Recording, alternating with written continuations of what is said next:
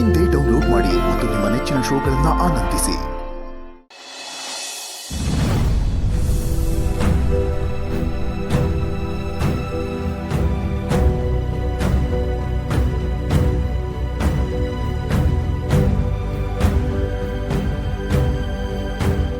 Jayan sir,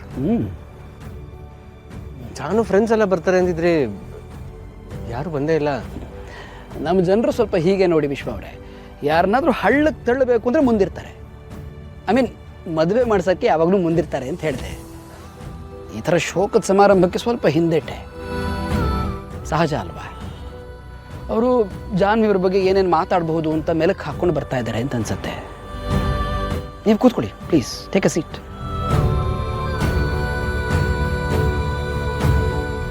ಜಾನು, ನೀನು ಬದುಕಿರುವಾಗಲೇ ಇದನ್ನೆಲ್ಲ ನೋಡೋದಕ್ಕೆ ನನ್ನಿಂದ ಆಗ್ತಿಲ್ಲ.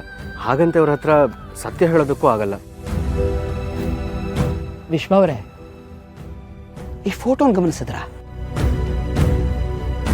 ಇದರಲ್ಲಿ ಅವ್ರ ನಗುನ್ ನೋಡಿ ಒಂದ್ಸಲಿ. ಆ ನಗುನೇ ನನ್ನ ಜೀವಂತವಾಗಿರಿಸಿರೋದು ಅಂತ ನನಗನ್ಸತ್ತೆ. ಈ ನಗು ಶಾಶ್ವತವಾಗಿ ಯಾವಾಗಲೂ ಹೀಗೆ ಇರಬೇಕು ಅಂತ ನಾನು ಪ್ರಯತ್ನ ಪಟ್ಟೆ. But I guess I fail. ಹೋಗ್ಲಿ ಬಿಡಿ ಸರ್, ಅವ್ರ ಹಣೆ ಬರದಲ್ಲಿ ನಿಮ್ಮ ಜೊತೆಗಿರೋದು ಬರ್ದಿರಲಿಲ್ಲ ಅನ್ಸುತ್ತೆ. ನೀವು ಹೇಳ್ತಾ ಇರೋ ಮಾತು ಸುಳ್ಳು ವಿಶ್ವ ಅವರೇ. ಅವ್ರ ಹಣೆ ಬರದಲ್ಲಿ ಇನ್ನೂ ನನ್ನ ಜೊತೆನೇ ಬದುಕಿರಬೇಕು ಅಂತಲೇ ಬರೆದಿರೋದು. ಅವರು ಇರಲಿ ಇಲ್ಲದೆ ಇರಲಿ, ಈ ಜಯಂತನ ಉಸಿರಿರೋವರೆಗೂ ಜಾನ್ವಿಯವರು ಇಲ್ಲಿ ಶಾಶ್ವತವಾಗಿ ಕ್ಷೇಮವಾಗಿರ್ತಾರೆ ಅಂತ ಹೇಳಿದೆ. ಸರ್, ಟೈಮ್ ಆಗ್ತಿದೆ, ನಾನು ಹೊರಡ್ಲಾ? ಇದೇನು ವಿಶ್ವ ಅವರೇ, ನನ್ನ ಮಾತುಗಳಿಂದ ನಿಮಗೆ ಬೋರ್ ಆಗ್ತಾ ಇದೆಯಾ? ಇಲ್ಲ ಸರ್, ನಾನು ದೇವಸ್ಥಾನಕ್ಕೆ ಹೋಗ್ಬೇಕಲ್ಲ. ಮಾನ್ ವಿಶ್ವ ಅವರೇ, ಈಗ ಜೀವಂತವಾಗಿರೋ ಮನುಷ್ಯನಿಗೆ ನೆಮ್ಮದಿಯಾಗಿರೋಕ್ಕೆ ಬಿಡದೆ ಭಗವಂತನ ಹತ್ರ ಹೋಗಿ, ಭಗವಂತ ನನಗೆ ಶಾಂತಿ ಕೊಡು, ನೆಮ್ಮದಿ ಕರುಣಿಸು ಅಂತ ಬೇಡ್ಕೊಂಡ್ರೆ ಏನು ಉಪಯೋಗ?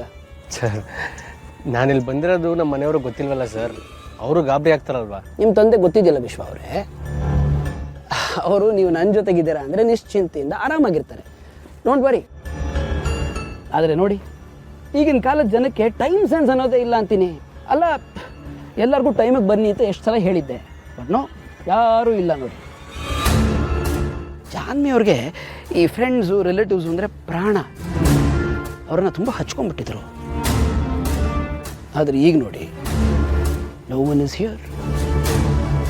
ಇದರಲ್ಲೇ ಗೊತ್ತಾಗುತ್ತೆ ವಿಶ್ವ ಅವರೇ, ಮನುಷ್ಯನಿಗೆ ಜೀವಂತವಾಗಿದ್ದಾಗಿರೋ ಬೆಲೆ ಸತ್ತ ಮೇಲೆ ಇರೋದಿಲ್ಲ.